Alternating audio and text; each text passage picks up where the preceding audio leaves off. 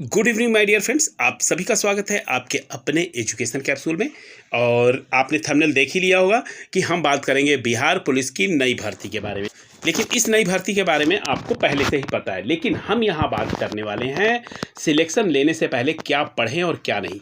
ये हमने क्यों लिखा है, इसलिए क्योंकि आपको सिलेबस पता होना चाहिए और सिलेबस में क्या क्या आना है। आइए आज हम इस पे बात करते हैं, क्योंकि देखिए सबसे पहले जो है आपका रिटन एग्ज़ाम है और रिटन एग्ज़ाम अगर आपने क्वालिफाई किया है तभी आप फिजिकल के लिए जा सकते हैं।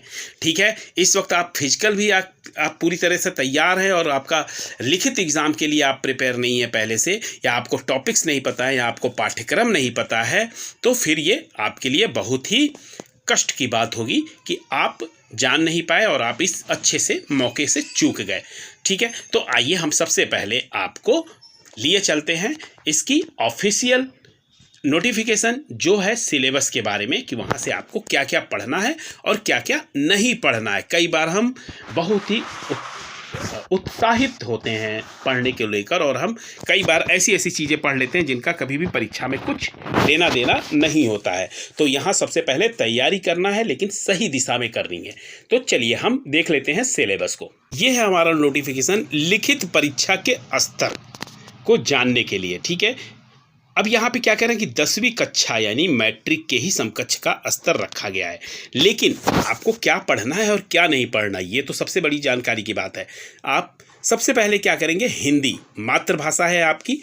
ठीक है, इसमें आपको गद्य पढ़ना है। ठीक है, अब गद्य में क्या है, हिंदी भाषा के उद्भव और विकास से संबंधित एक पाठ है आपका, उसके बारे में आप जानिए। नई कहानी से एक कहानी पढ़िए, उर्दू साहित्य से महिला लेखिका की एक कहानी।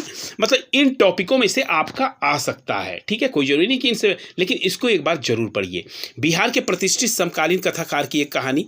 फिर क्या कह रहे हैं, जल संस्कृति और प्रतिबिंबित करता हुआ पाठ, सिनेमा से संबंधित पाठ, गांधी विनोबा जैसे महान हस्तियों की रचना। ठीक है, 1 सेकेंड। नालंदा विक्रमशिला जैसे ऐतिहासिक मध्यों के विद्या केंद्र का जीवंत परिचय, शिक्षा शास्त्र से संबंधित पाठ, किसी युग प्रवर्तक साहित्यकार की आत्मकथा। ठीक है, बिहार के ग्राम गीतों के महत्व का एक पाठ। ठीक है, अब फिर क्या कह रहे हैं, पद्य में क्या आ सकता है। पद्य में देखिए ये कह रहे हैं भक्ति काल की 2 कवियों की रचनाओं में से कुछ पूछा जा सकता है, रीतिकाल के एक कवि की रचना पूछा जा सकता है। ठीक है, अब आपका द्विवेदी युग का एक कविता, छाया युग की एक कविता। ठीक है, और प्रगतिवाद की एक कविता, समकालीन कविता। ठीक है, ये जो है व्याकरण भी आएगा आपका। एक्चुअल थोड़ा सा ये देख लीजिए, हम इस टॉपिक को पूरा करेंगे तो बहुत लंबा हो जाएगा वीडियो। देखिए गद्य जो है आपको, हिंदी जो है आपकी क्लास 10th की जो गद्य है, आप सीधा सा समझिए। ठीक है, क्लास 10th की जो गद्य है उसको जो है आप रीड करिए, और उसमें जब आप रीड करेंगे ना, तो ये जितने टॉपिक्स दिए हुए हैं नीचे, हिंदी भाषा के उद्भव, नई कहानी, ठीक है, शिक्षा शास्त्र से समझ, ये सारे के सारे दिए हैं, इनको आप जरूर पढ़ें। फिर क्या करें, पद्य।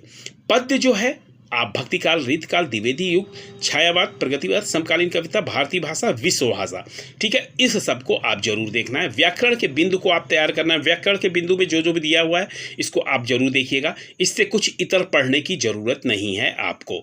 ठीक है, ना तो ज़्यादा आपको कठिन पढ़ने की ज़रूरत है। जब भी आप खोलेंगे व्याकरण के बुध हाई स्कूल के सिलेबस टाइप का, तो आपको समझ में आ जाएगा। ठीक है, फिर इसके बाद साहित्य शास्त्र, शब्द शक्ति का। ठीक है, यहाँ पे यमक, श्लेष और ये सारी दिया है, चौपाई, छप्याय। ठीक है, फिर द्वितीय भाषा में गद्य है। गद्य का देखिए ये दिया हुआ है, पद्य का दिया हुआ है। मतलब आपके किताब का जो भी है आपके हाई स्कूल में, सारा कुछ उसी के अंदर से आएगा। ये बाहर से कुछ नहीं देने वाले, आप इतना ये समझ लीजिए, और डरने की बिल्कुल ज़रूरत नहीं है। ठीक है, अब मातृभाषा हिंदी वर्ग 10th का है, ये वो 9th का था, 9th 10th दोनों सम्मिलित रहेगा। ठीक है, यहाँ पे देखिए ये सारा का सारा दिया हुआ है। ठीक है, मुहावरे हुआ, साहित्य शास्त्र हुआ। अब यहाँ पे द्वितीय भाषा का दिया हुआ वर्ग 10th का। ठीक है, 9th 10th दोनों से आएगा आपका। ठीक है ना, अगर आप 9th 10th ने आपने बहुत ही बढ़िया आपने पढ़ा हुआ है तो आपके लिए कोई दिक्कत नहीं है। अंग्रेजी देख लीजिए, अंग्रेजी का क्लास 9th का दिया हुआ है सिलेबस, इसको आप जरूर देखिएगा। अपना क्लास 9th का रख लीजिए। फिर ये सिलेबस क्लास 9th का है। ठीक है, यहाँ पे देखिए। फिर आगे आएंगे तो आप 1 सेकेंड, नहीं सॉरी, ये 10th का है। देखिए यहाँ पे 9th है, ये आप हम देख नहीं पाए, क्लास 10th का है सिलेबस। ठीक है, इससे भी आपका आएगा। ठीक है, फिर इसके बाद आपका मैथ है। इसमें 9th का संख्या पद्धति हुआ, बीज गणित हुआ, व्यवसायिक गणित हुआ, नियामक ज्योमिति हुआ, ज्यामिति हुआ, ठीक है, क्षेत्रमिति हुआ, सांख्यिकी प्राथमिकता। फिर क्लास 10th का संख्या पद्धति, बीज गणित, त्रिकोणमिति, नियामक ज्यामिति, क्षेत्रमिति, सांख्यिकी एवं प्रायिकता, ठीक है। और फिर सामाजिक विज्ञान में क्या क्या सम्मिलित है, देखिए सामाजिक विज्ञान में इतिहास, भूगोल, नागरिक शास्त्र, अर्थशास्त्र, ठीक है। और इसमें जो है ये सारा 10th का 9th का रहेगा, ठीक है। भौगोलिक खोज, अंधकारमय युग, आधुनिक युग का, ये जो आपकी किताब का है ना, ये सारा टॉपिक तो वही है, ठीक है। 9th का देखिए पूरी बुक का ही चैप्टर उठा के इन्होंने दिया है। फ्रांस की क्रांति, देखिए अमेरिकी स्वतंत्रता संग्राम क्रांति, फ्रांस की क्रांति, गांधीवाद। इसको जब आप एक बढ़िया वे में पढ़ेंगे ना, समझने के वे में, याद करने के वे में मत पढ़िएगा, समझने के वे में पढ़ेंगे ना, तो ये बहुत जल्दी आपके दिमाग में घुस जाएगा और बहुत ज़्यादा कठिन नहीं है, ठीक है। प्रथम विश्व युद्ध, द्वितीय विश्व युद्ध, ठीक है, आदिवासी समाज और उपनिवेश का, कृषि और खेतिहर समाज का, शांति प्रयास, ठीक है। फिर 10th का आ जाएगा आपका यूरोप में राष्ट्रवाद, समाजवाद, साम्यवाद, फिर ये दिया हुआ है, ठीक है। भारत में राष्ट्रवाद, अर्थव्यवस्था, आजीविका, ये सारा कुछ दिया हुआ है, ठीक है। फिर आगे बढ़ेंगे हम तो भूगोल का ऐसे दिया हुआ है, देख रहे हैं, भूगोल में अपवाद स्वरूप जलवायु आ गया, प्राकृतिक वनस्पति आ गया, वन्य जीव आ गया, जनसंख्या का आकार आ गया, ठीक है, भारत के पड़ोसी देश, ठीक है, मानचित्र अध्ययन, क्षेत्रीय अध्ययन, संसाधन, ठीक है। फिर आपका यहाँ पे पूरा का पूरा दिया हुआ है। फिर आप आएंगे खनिज संसाधन, वन्य जीव, प्राणी संसाधन। आप जो ये टॉपिक देख रहे हैं ना, इसको देख कर डरने की जरूरत नहीं है, ये सब आपको एक उस वे में पढ़ना है और ये सारा का सारा बहुत ही आसान है, ठीक है। फिर यहाँ पे बिहार, प्राकृतिक संसाधन और जनसंख्या, बिहार के बारे में आपको पता ही होगा। फिर राजनीतिक विज्ञान के बारे में है, इसमें 9th का जो है, 9th की किताब उठाइए और 9th की किताब में जो है ये सारा का सारा, ठीक है। यहाँ पे देख रहे हैं 9th का हो गया, फिर ये 10th का हो जाएगा, ठीक है। फिर यहाँ पे विषय अर्थशास्त्र, ये 9th का आ जाएगा।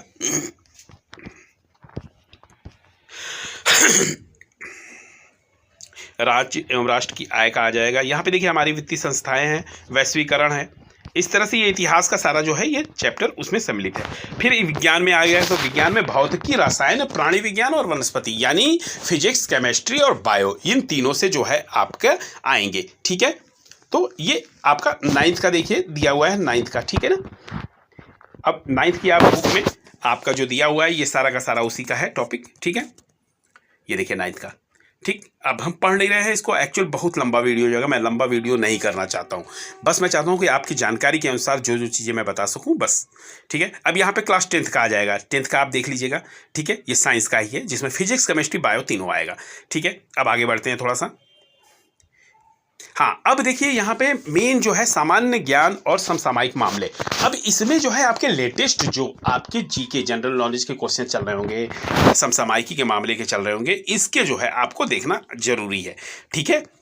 और सामान्य ज्ञान और समसामयिकी दोनों के, ठीक है। तो सामान्य ज्ञान जो जनरल नॉलेज के हैं, आप कोई भी पर्टिकुलर किताब ले सकते हैं जो हाई स्कूल बेस की हो, ठीक है, उससे आप सामान्य ज्ञान को तैयार कर लीजिएगा। और समसामयिक मामले आप पेपर पढ़ते रहते हो तो उसमें जो भी टॉप की हेडिंग है उनसे आप जान सकते हैं, तो ये कोई बहुत बड़ा इशू नहीं है।